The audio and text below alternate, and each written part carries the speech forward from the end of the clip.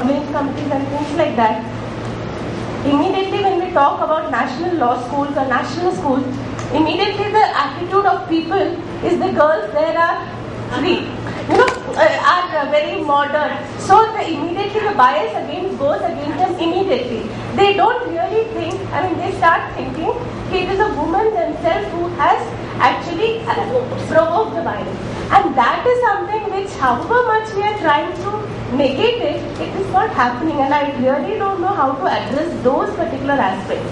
Because it's okay. Because if the girl is in a sari, or if the girl is in a sari or wearing full sleeve dresses and things like that, she will not be harassed. She is demure and she is quiet and she will not be harassed. That is the attitude, and that is, and when you spoke about media also, this entire thing, that aspect about women misusing the law, that is so much propagated in the regional channels, and people just watch it, the popularity just goes high, and that is the entire, when you say influence, that is the major influence which people have even when they come to court, come to a lawyer, and that is something we need to really attack. Yeah. We spoke about, हमने सुबह से ये बात किया है कि internal complaint committee का क्या करना है और वहाँ पे जब कंप्लेंट्स जाती हैं, पर एक बहुत बड़ा मुद्दा भी ये है कि लॉ में पहली बार लोकल कंप्लेंट कमेटी की बात हुई है, और लॉ में बोला गया है कि लॉ आने के बाद दिसंबर 2012 में तो 1 महीने के अंदर लोकल कंप्लेंट कमेटी आ जानी चाहिए, और अभी तक डिस्ट्रिक्ट्स में लोकल कंप्लेंट कमेटी बनाई नहीं गई है। और अगर ये लोकल कंप्लेंट कमेटी आती भी है तो इसका फंक्शनिंग क्या है, उसकी पेमेंट कहाँ से होगी, इसके बारे में कोई बात नहीं हो रहा। तो उसका एस्पेक्ट ही नहीं है कि ये जो अनऑर्गेनाइज सेक्टर की कंप्लेंट्स हैं ये कहाँ जाएंगी।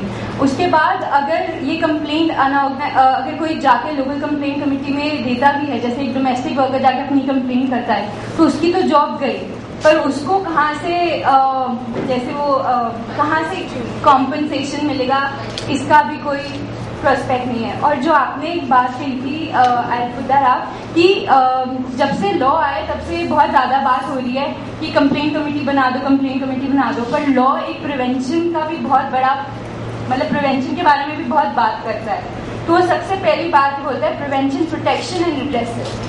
तो आप अपने कार्यस्थल पर कमेटी बनाने से पहले आपको ट्रेनिंग्स भी करनी है, आपको कमेटी मेंबर्स की ट्रेनिंग भी करनी है, आपको अपने एम्प्लॉयज़ की भी ट्रेनिंग करनी है। तो वो ट्रेनिंग वाला एस्पेक्ट कोई नहीं देखता, सिर्फ कमेटी बना दो। और जब से लॉ आए तब से ये बात हो रही है कि सोशल वर्कर्स और हम लॉयर्स के पीछे तो सब पड़ गया, आप कमेटी पे आके बैठ जाओ, उसका क्या एक्सपीरियंस है, वो वुमेन सेंसिटिव है नहीं है।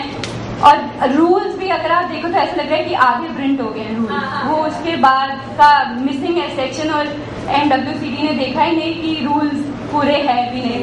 250 रुपये बोलते हैं एक दिन का, तो जो सोशल वर्कर है जो जा रहा है अपना पूरे दिन का कंप्लेंट कमेटी में बैठने, उसको सिर्फ 250 रुपये मिलेगा। और आपका एक पॉइंट था कि आपने अपने स्टूडेंट्स को बोला है कि जब वो इंटर्नशिप पे जाएंगे तो एक पॉलिसी है, पर जैसे अगर वो ऑर्गेनाइजेशन में आते हैं तो हमारे यहाँ पे एक सेक्शुअल हैरेसमेंट पॉलिसी है, तो किसके अंडर से, तो ये वैसे ही हुआ ना जैसे 2 ऑप्शन मिल गए। अभी भी लॉ में 2 ऑप्शन है, या तो आप क्रिमिनल कंप्लेंट फाइल कर लो या आप इसके अंदर चले जाओ। तो आपके यहाँ जैसे अगर आपने पॉलिसी बनाई तो ऑर्गेनाइजेशन के पास भी एक पॉलिसी है। जी जी जी। तो फिर how do we go about it? No, to quickly respond, this, the internship policy was a reaction to the 2 internship cases. The idea was हमारे जो comprehensive policy वो तभी तक बन रहा है, right? So the idea was interim period में अगर वो आप internship पे जाओ and something happens, the internship policy will take care. When the comprehensive policy is not being framed as it. Once the comprehensive policy is framed, तो आपको internship policy के अंदर जाने की जरूरत नहीं है. But if you really want to say that this only happened during internship, you can do that. Otherwise, the comprehensive law which will cover you as a student vis-a-vis anything, वो तो सिर्फ internship के time. But if it happens within the organization, you will come under that law as well. और फिर हमें वो internship policy की जरूरत है. So then we can dispense that. But it was kind of a quick reaction because our students were again going on internship and we were very worried कि अगर वहाँ पे कुछ हो, and because it was third party, क्योंकि अंदर अगर कुछ हो तो there is this internal complaints committee at the but we were very worried what happens when there is a third party and we didn't know how to operate. So we were also groping in the dark कि हम कैसे इसको use करें. So that is why when the policy came up, the idea was that you don't choose this or that. Once you have a comprehensive policy that covers you as a student, as an employee, whatever, then you don't have to use that internship policy anymore. You're covered anyways as a student. And this was more focused on the student because we were saying in the institutional setup, सबसे position of vulnerability पे है एक student. तो कम से कम सबसे position of vulnerability. And when you're going out for an internship, we have no control over the internship process. So that is why we want to take cognizance of that. But otherwise, the entire comprehensive policy for the workplace is as much relevant for the student. So you don't need to use the internship policy.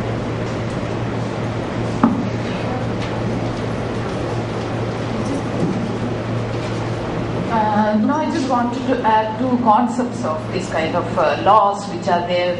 In the other sense, it's being determined as overprotective of women.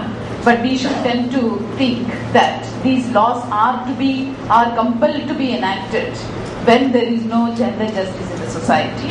And it is not even a law, both this law and the earlier law of domestic violence, in my opinion, it is only a code of conduct,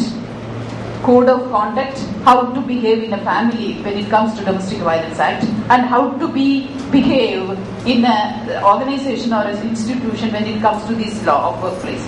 So the population should take it that it is the importance of these laws are not to punish or penal or whatever the committees and nuances of that, but more that it is to understand gender equality and to respect the gender justice system.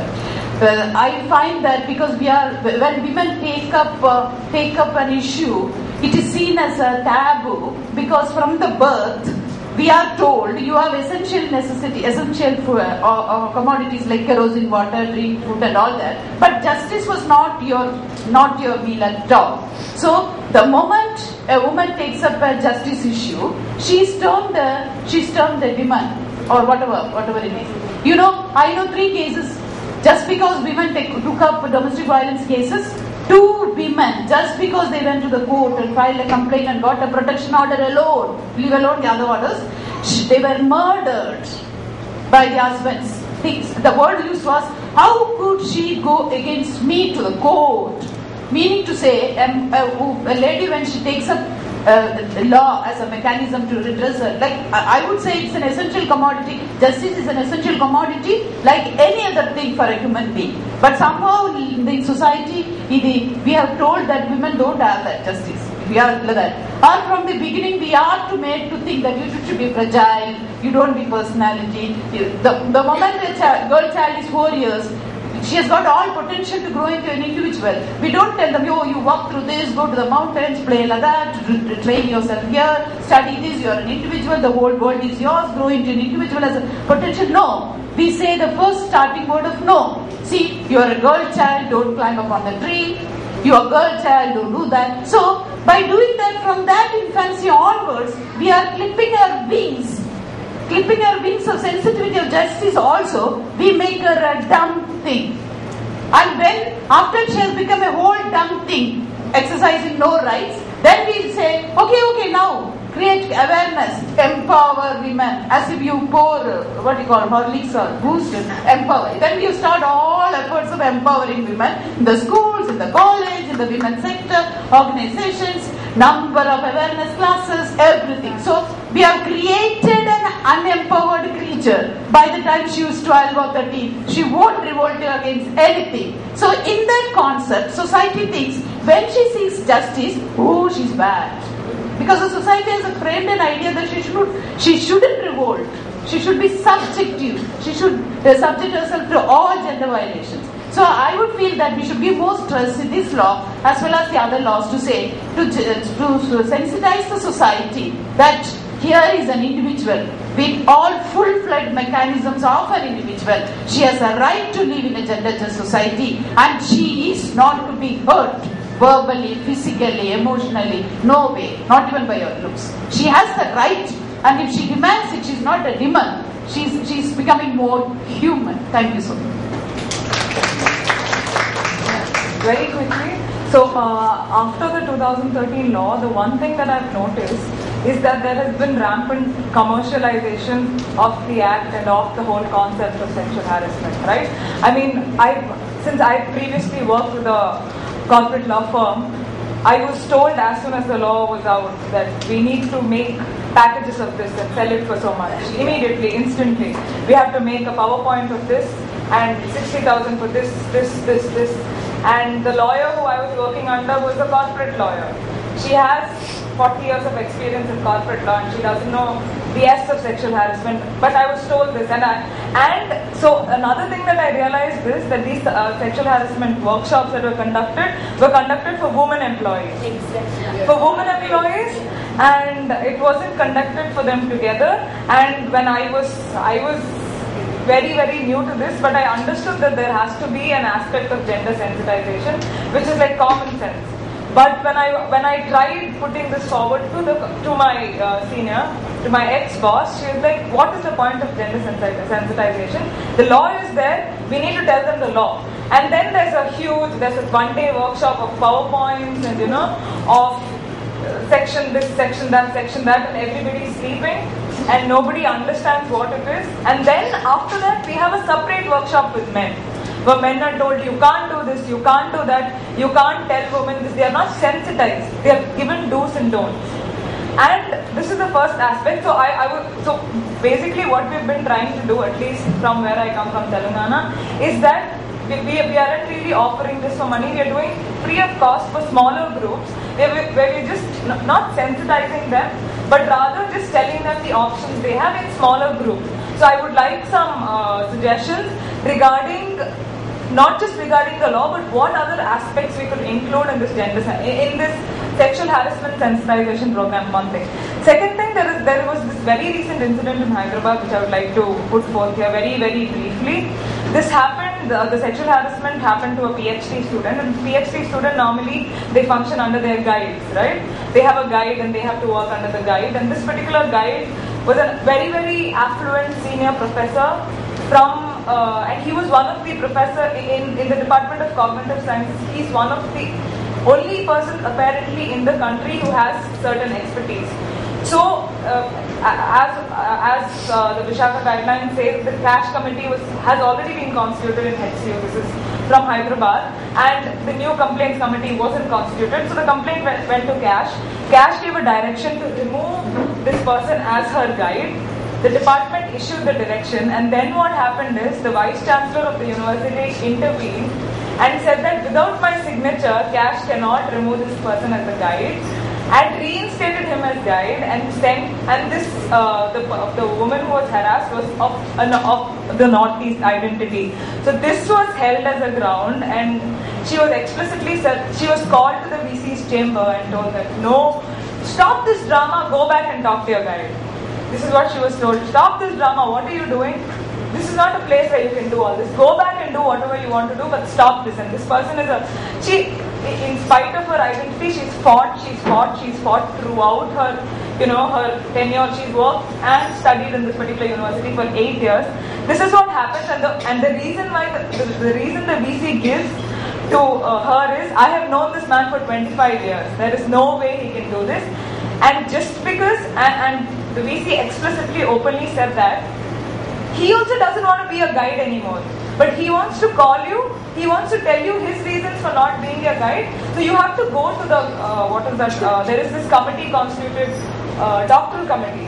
For PhD students, there's a doctoral committee meeting every 6 months. So she was told to go back and attend the doctoral committee where he will give reasons why he doesn't want to be the guide anymore. So there were a lot of protests. We all went, we protested. Finally, the doctoral committee meeting didn't happen. But what has happened in this case is, irrespective of which university you come from, whether it's a small university, big university, whatever university you come from, even right now, even after the 2013 Act is passed, there is extreme victimization of the person who undergoes this. So one small request is, if any such incident happens, the only thing that has helped us out in Hyderabad is that without any groups, we have informally supported her, gone in support of her, and we've tried as much as possible to put forth our views. So at the instant when you see such a case, I think immediately constituting ourselves into groups and at least raising our voice is very important. Collectivization and instantly going, I mean, sensitization, etc. happens at an organizational level, but instantly, lot of times we don't. We are like, oh my God, he's my professor too. Oh my God, I study in the same university, etc. So if we can take this back to our respective workplaces, I think it would be really helpful. Yeah.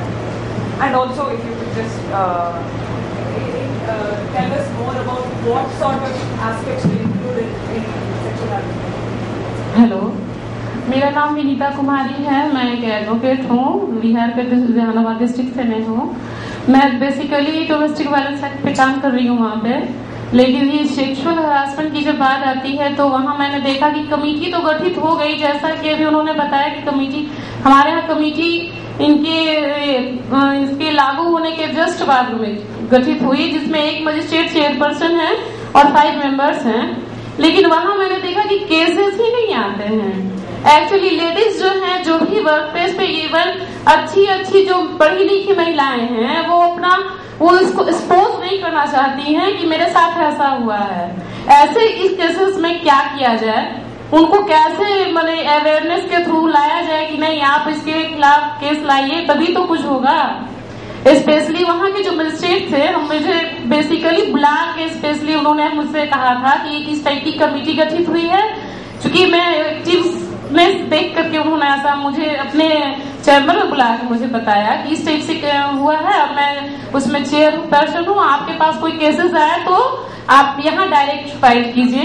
लेकिन मैं अभी तक एक भी cases हम लोग के माने नॉलेज में हमारे नहीं आया है, कोई इसको एक्सपोज ही नहीं करती है। इसके लिए थोड़ा सा अवेयरनेस होना चाहिए, लोगों में हिम्मत आनी चाहिए कि नहीं हमको इसको लागू करवाना है। Thank you.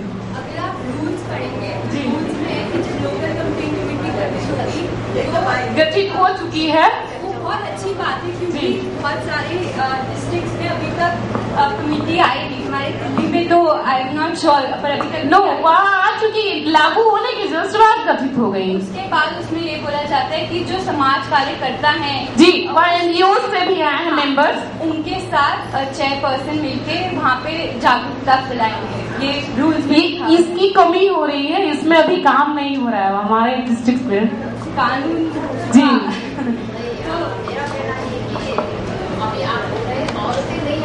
आगे जी, बिकॉज औरतें को मालूम है मोमेंट वो कंप्लेन करेगी, 10 मैं एक को करूंगी, 10 4-5 लोग मुझे ऊपर है ना, तो स्टिग्मा इज अटैच, उसके ऊपर काफी परेशानी।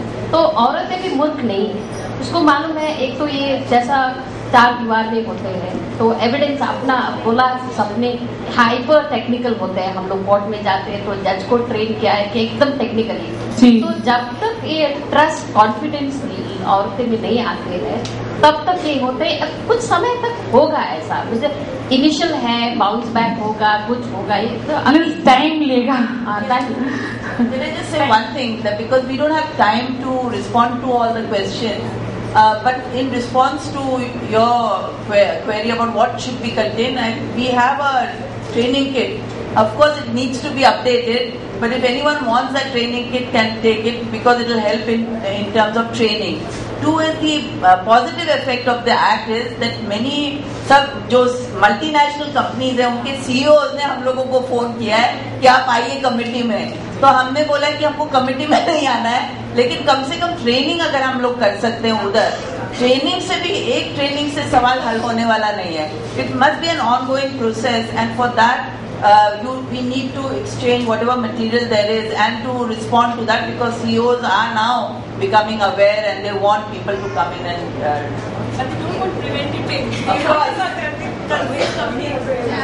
एक और चीज़ ये हमारा बहुत पहले कैंपेन अगेंस्ट सेक्सुअल हैरेसमेंट शुरू हुआ था, कैश जिसको हम बोलते हैं, तो उसके थ्रू हम फिर से अभी डिस्ट्रिक्ट्स में जाके ट्रेनिंग करना चाहते हैं, स्टेट्स में जाके ट्रेनिंग वाले एस्पेक्ट को, पैरालीगल्स को इस लॉ के बारे में जागरूक करना चाहते हैं, लॉयर्स, यंग लॉयर्स को इस लॉ के बारे में।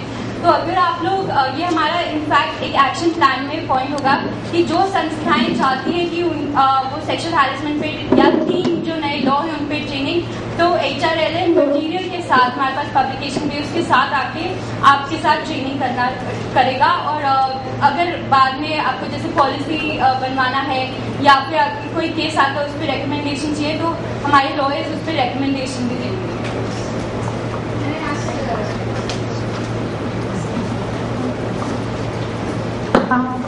मेरा नाम सविता है और मैं बिहार पटना से हूँ। जब भी महिला और सेक्सुअल हरासमेंट की बात आती है तो हरियाणा एकदम याद आ जाता है कि क्योंकि बेसिकली मैं हरियाणा से ही हूँ। तो वहाँ पे जैसे अभी हम लोग सेक्सुअल हरासमेंट की बात करते हैं तो ऑनर किलिंग भी इससे एक मुद्दा वहाँ पे जुड़ा हुआ है कि वहाँ पे ज्यादातर क्या होता है कि अगर लड़के लड़कियों को छेड़ते हैं या कोई कमेंट करते हैं और गांव में किसी भी आदमी को पता चला कि ओ इसके ऊपर इसके पीछे कोई लड़का है या इसको किसी ने छेड़ा, तो उसका भुगतान फाइनली लड़की को घर आके करना पड़ता है। अभी हम लोगों को रिसेंटली 2-3 महीने पहले केस हुआ था कि एक लड़की जिसको एक लड़का परेशान करता था, उसने अपने घर पे बताया और फिर घर वाले पूरा उसके एंटी हो गए। तो उसको वहाँ पे फील हुआ कि शायद मुझे मेरा फैमिली कहीं मार तो ना दे, क्योंकि ये बहुत चलता है कि अगर आपको कोई लड़का परेशान करता है तो फाइनली इसको मार भी देते हैं। वो जाके थाने में रिपोर्ट अपना करवाई, उसका नहीं रिपोर्ट दर्ज हुआ, फिर वो DSP के पास गई, SP के पास गई कि मुझे मेरे घर वालों से खतरा है कि कहीं वो मुझे मार ना दे। और उसके 2 महीने के बाद क्या होता है कि उसको हैंग करके उसके घर वाले मार देते हैं।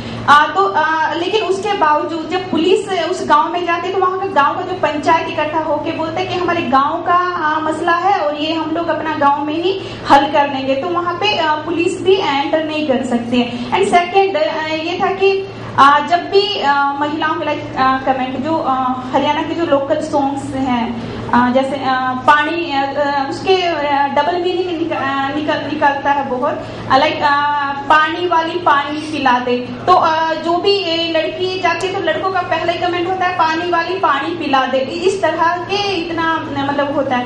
और फिर वहाँ पे कोई डिसीजन ना लेके हमारी जो खाप पंचायत है वो फरमान सुनाना शुरू करती है।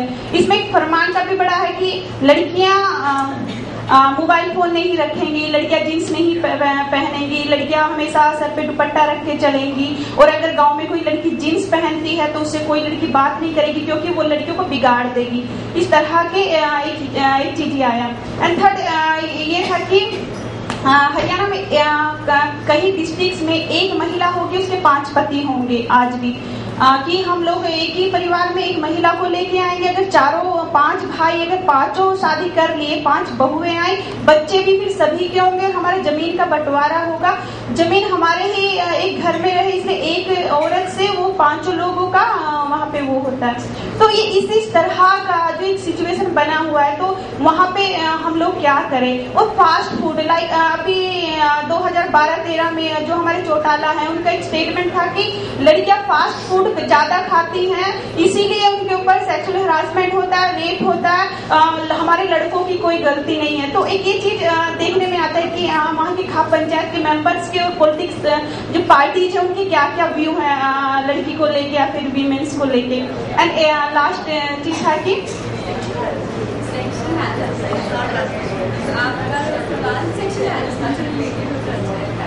ओके मतलब ये एक वीमेंस के ऊपर पूरा का पूरा हो रहा है, तो कहीं ना कहीं मेरा बस यही था कि ऑनर किलिंग को लेके हम लोग किस तरह से कर सकते हैं। जो